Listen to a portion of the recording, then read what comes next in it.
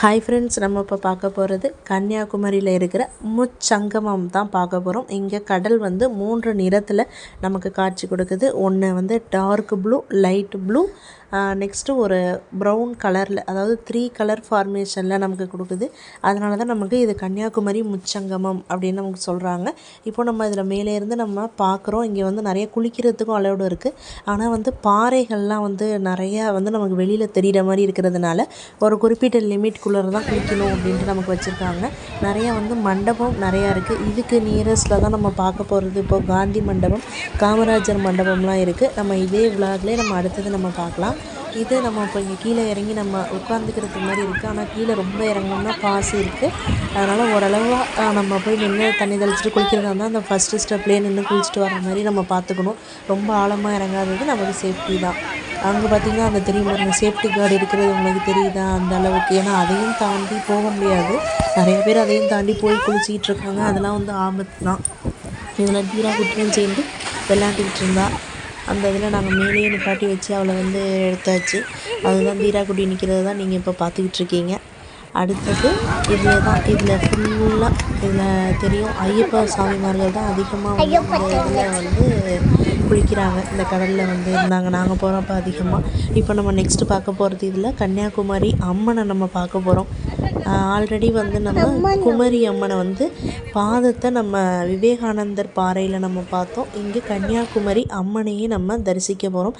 இதில் இங்கே சூரிய பகவான் சன்னதியும் நாகநாதர் சன்னதியும் சேர்ந்து இந்த கோவிலில் நமக்கு வந்து சுற்றுப்பிரகாரத்தில் வச்சுருக்காங்க.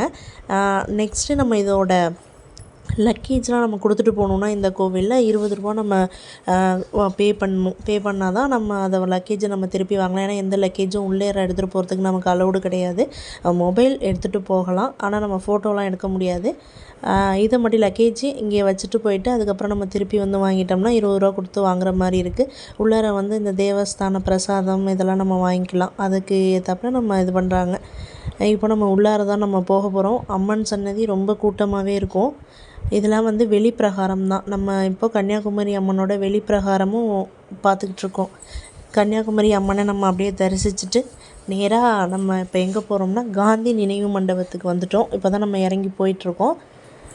இது ஃபுல்லாக அதை பார்க்கவே வந்து கடலோடு சேர்ந்து அந்தாண்ட இருக்கிறது காமராஜர் மண்டபம். நம்ம இப்போ காந்தி மண்டபத்தை பார்க்கும்போது காந்தியடிகளோட வாழ்க்கை வரலாறு, அவர் சொன்ன தத்துவங்கள் எல்லாமே வந்து இந்த இதில் ஃபுல்லாக பொறிச்சிருக்காங்க.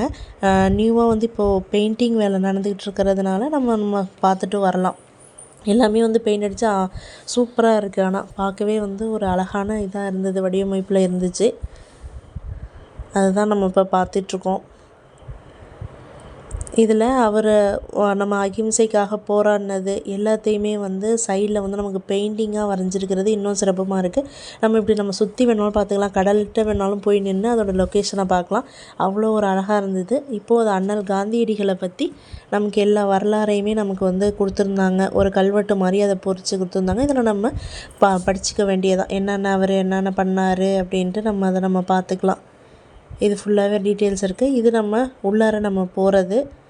இப்போது நமக்கு இந்த சைடில் எல்லாமே வந்து காந்தியடிகளோட பிக்சர், அவர் என்னென்ன பண்ணார், நாட்டுக்காக என்னென்ன பண்ணார் எல்லாத்தையுமே இமேஜாக நமக்கு வந்து செஞ்சு வச்சுருக்காங்க.